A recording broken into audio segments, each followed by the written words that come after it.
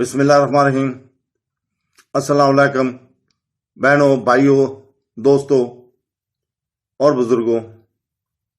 ہم رمضان المبارک کے ثواب کے بارے میں حدیث بیان کر رہے ہیں۔ رمضان المبارک کے دوران اللہ سب سے زیادہ رحم کرنے والا، حق کی راہ پر قائم رہنے والوں کے اجر دیتا ہے، اس لیے قرآن پاک کی تلاوت، نیک اعمال، صدقہ، دعائیں پڑھنے کی بہت زیادہ سفارش کی جاتی ہے۔ ابو ہریرہ رضی اللہ تعالیٰ عنہ سے بیان کرتے ہیں کہ رسول پاک صلی اللہ علیہ وسلم نے فرمایا، ہر عمل جو ابن آدم کرے گا اسے ضرب دیا جائے گا، ایک اچھا عمل اس کی قیمت سے 10 گنا 700 گنا تک۔ اللہ تعالیٰ فرماتا ہے، روزہ کے علاوہ جو میرا ہے اور میں اس کی جزا دیتا ہوں، کیونکہ کوئی میری خاطر اپنی خواہش اور رفتہ چھوڑ دیتا ہے، مطلب جو میری خاطر اپنی خواہش اور کھانا چھوڑ دیتا ہے۔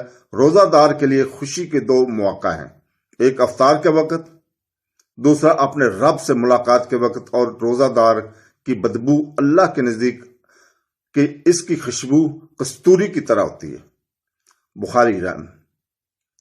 مزید ام سلیم نے بیان کیا کہ رسول پاک صلی اللہ علیہ وسلم فرمایا، رمضان میں عمرہ کرنا میرے ساتھ حج کرنے کے برابر ہے۔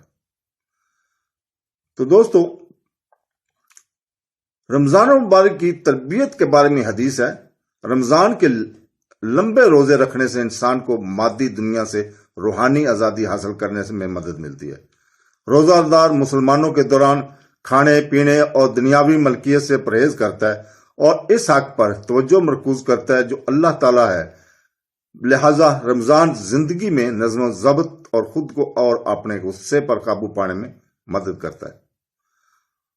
ابو ہریرہ رضی اللہ تعالیٰ سے مروی ہے کہ رسول پاک صلی اللہ علیہ وسلم فرمایا، روزہ ایک ڈھال ہے، اس لیے جب تم میں سے کوئی روزہ رکھے تو وہ نہ فحش زبان بولے اور نہ ہی غصے میں آواز بلند کرے۔ اگر کوئی اس پر حملہ کرے یا اس کو گالی دے تو وہ صرف اتنا کہے کہ میں روزے سے ہوں۔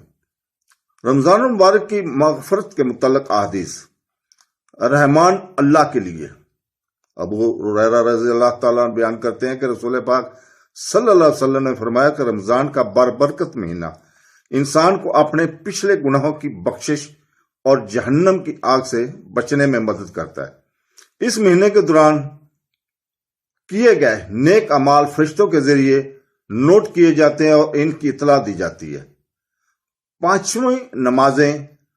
نمازیں اور ایک جمعہ سے دوسرے جمعہ تک اور رمضان المبارک سے رمضان تک درمیان کے گناہوں کا کفارہ ہیں، بشرطے کہ کبیرہ گناہوں سے بچا جائے۔